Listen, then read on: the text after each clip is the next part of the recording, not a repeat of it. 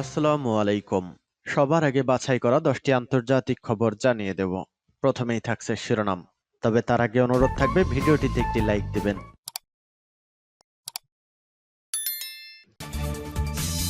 দখলদার ইসরায়েলি বাহিনী এবং ফিলিস্তিন পুরোদমে যুদ্ধ চলছে। আমাদের হাতে এসেছে ভয়ঙ্কর সব আপডেট আন্তর্জাতিক সংবাদ। প্রথমেই সংবাদ শিরোনাম। ফিলিস্তিনকে সমর্থন ও ইসরায়েলকে বয়কটের আহ্বান এরদোগানের। এরপর জানিয়ে দেব নেতানিয়াহুর নতুন যুদ্ধ লক্ষ্য ঘোষণা। এদিকে লেবাননে 1000 প্রশিক্ষিত যোদ্ধা পাঠাবে ইয়েমেন। এরপর জানিয়ে দিব বিশ্বের দ্বিতীয় বৃহত্তম সেনাবাহিনী গড়ার আদেশ পুতিনের। আরও জানিয়ে দেব হিজবুল্লাহর আক্রমণ বন্ধ করাই ইসরায়েলের যুদ্ধের লক্ষ্য। সর্বশেষ জানিয়ে দেব হুথিদের হাইপারসনিক ক্ষেপণাস্ত্র দেওয়ার দাবি অস্বীকার ইরানের। এতক্ষণ শুনছিলেন সংবাদ শিরোনাম, এবারে বিস্তারিত। তবে অনুরোধ থাকবে ভিডিওটিতে একটি লাইক করবেন এবং কমেন্ট করে জানিয়ে দিবেন কোন জেলা থেকে আপনি আমাদের এই ভিডিওটি দেখছেন। ফিলিস্তিনকে সমর্থন ও ইসরায়েলকে বয়কটের আহ্বান এরদোগানের। ফিলিস্তিনিদের প্রতি সমর্থন পুনর্ব্যক্ত এবং ইসরায়েলকে বয়কটের ডাক দিয়েছেন তুরস্কের প্রেসিডেন্ট রিসেপ তাইয়িপ এরদোগান। সোমবার 16 সেপ্টেম্বর তিনি সামাজিক যোগাযোগ মাধ্যম এক্স অ্যাকাউন্টে একটি ভিডিও শেয়ার করেছেন, যেখানে তিনি ফিলিস্তিনিদের প্রতি স্থায়ী সমর্থন এবং ইসরায়েলকে বয়কটের গুরুত্ব সম্পর্কে আলোচনা করেছেন। এরদোগান বলেন, তুরস্ক সব সময় ফিলিস্তিনিদের প্রতি আন্দোলনকে সমর্থন করবে। তিনি বলেন, আমরা আমাদের শব্দ চয়ন, আমাদের কথা, আমাদের প্রার্থনা, আমাদের মানবিক সহায়তা এবং আমাদের সব সম্পদের মাধ্যমে ফিলিস্তিনি ভাই বোনদের পাশে আছি। ইসরায়েলকে বয়কট আমাদের শক্তি যোগায়। নবী মুসার মতো আমরা মিথ্যাকে অস্বীকার করি না, বলুন একটি অবস্থান নিন। ইসরায়েলকে বয়কট আমাদের সম্পদ ধরে রাখতে সহায়তা করবে।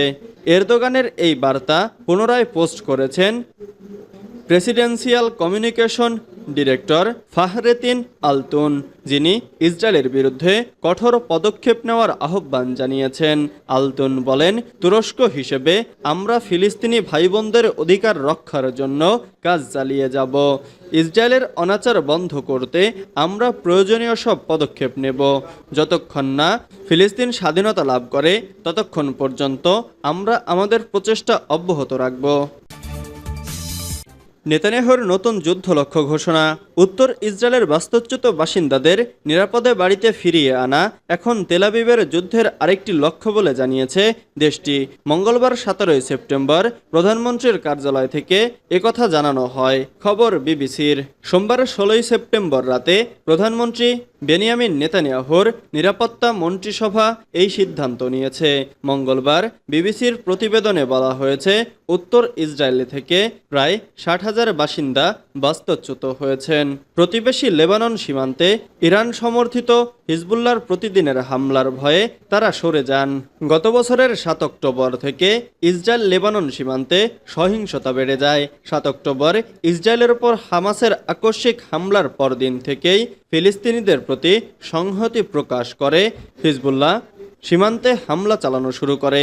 এরপর থেকে সেখানে ইসরায়েল হিজবুল্লাহর পাল্টাপাল্টি হামলা অব্যাহত রয়েছে। প্রধানমন্ত্রীর কার্যালয় থেকে এক বিবৃতিতে বলা হয়েছে, উত্তরাঞ্চলের বাসিন্দাদের নিরাপদে তাদের বাড়িতে ফিরিয়ে আনার বিষয়টি তাদের যুদ্ধের একটি লক্ষ্য হিসেবে অন্তর্ভুক্ত করে নতুন ওয়ার গোল নির্ধারণ করা হয়েছে। ইসরায়েল এই উদ্দেশ্য বাস্তবায়নের জন্য কাজ চালিয়ে যাবে বলেও জানানো হয় বিবৃতিতে। এর আগে সোমবার ইসরায়েলের প্রতিরক্ষামন্ত্রী ইয়োব গ্যালান্ট বলেছিলেন যে ইসরায়েলের উত্তরাঞ্চলের বাসিন্দাদের তাদের বাড়িতে ফিরিয়ে আনার একমাত্র উপায় হচ্ছে সামরিক পদক্ষেপ। এক বিবৃতিতে বলা হয়েছে, হিজবুল্লাহর সঙ্গে হামাসের সম্পর্ক ঘনিষ্ঠ হওয়া এবং গাজায় হামাসের সংঘাত শেষ করতে না চাওয়ার কারণে যুদ্ধবিরতি চুক্তির সম্ভাবনা দেখা যাচ্ছে না।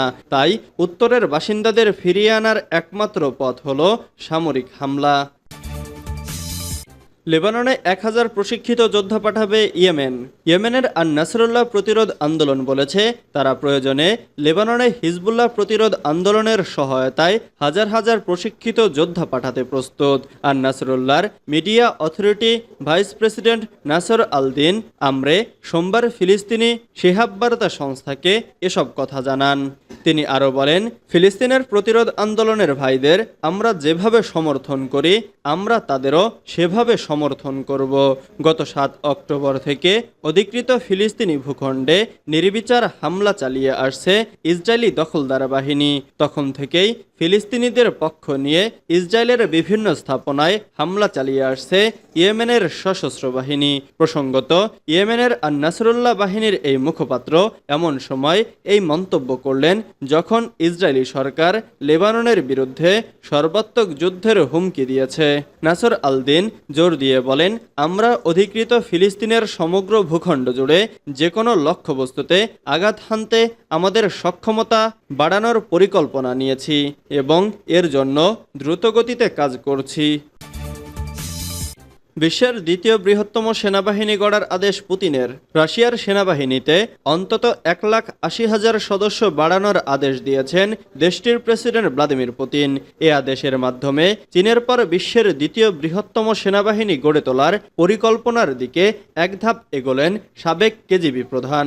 খবর রয়টার্সের।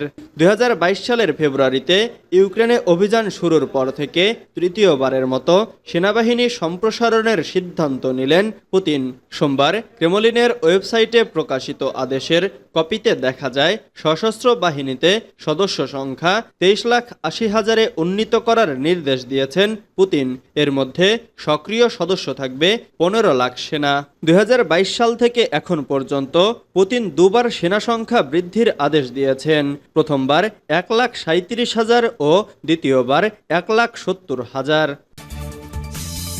হিজবুল্লাহর আক্রমণ বন্ধ করায় ইসরায়েলের যুদ্ধের লক্ষ্য। নাগরিকদের নিরাপদে ফিরিয়ে আনতে দেশের উত্তরাঞ্চলে হিজবুল্লাহর আক্রমণ থামানো দরকার বলে ঘোষণা করেছে ইসরায়েল। মঙ্গলবার 17 সেপ্টেম্বর এ ঘোষণার মাধ্যমে এটিকে তাদের যুদ্ধের আনুষ্ঠানিক লক্ষ্য বলে উল্লেখ করা হয়েছে। এছাড়া লেবাননের সঙ্গে সর্বাত্মক যুদ্ধ এড়াতে বৃহত্তর পরিসরে সামরিক অভিযানের পরিকল্পনা পরিহার করার প্রচেষ্টাও রয়েছে তাদের। ব্রিটিশ বার্তা সংস্থা রয়টার্স এ খবর জানিয়েছে। গভীর রাতে মন্ত্রিসভার বৈঠকের পর লেবাননের বিষয়ে এই ঘোষণা দিয়েছে ইসরায়েল। ঘোষণায় বলা হয়েছে, যুদ্ধের উদ্দেশ্য পরিমার্জন করেছে মন্ত্রিসভা। নাগরিকদের ঘরে ফিরিয়ে নেওয়া তাদের প্রধান লক্ষ্য। এই লক্ষ্য পূরণে কাজ করে যাবে ইসরায়েল।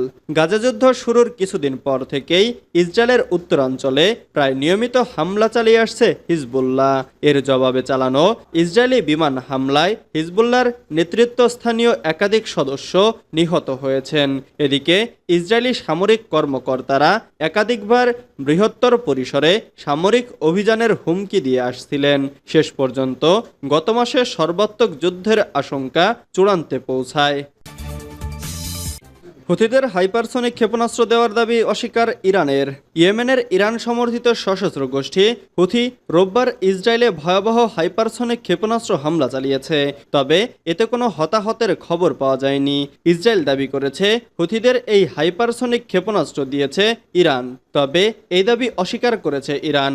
সোমবার একটি টেলিভিশন সংবাদ সম্মেলনে ইরানের প্রেসিডেন্ট মাসুদ পেজেশকিয়ান ইসরায়েলের দাবি নাকচ করেন। তিনি বলেন, তেহরান ইয়েমেনের হুথিদের কাছে হাইপারসনিক ক্ষেপণাস্ত্র পাঠায়নি।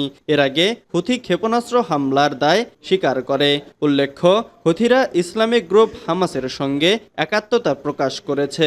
হুথি গ্রুপ এক বিবৃতিতে জানায়, তারা একটি নতুন হাইপারসনিক ক্ষেপণাস্ত্র দিয়ে আঘাত হেনেছে এবং শত্রুর সামরিক স্থাপনা লক্ষ্য করে চালানো এই অভিযান সফল হয়েছে।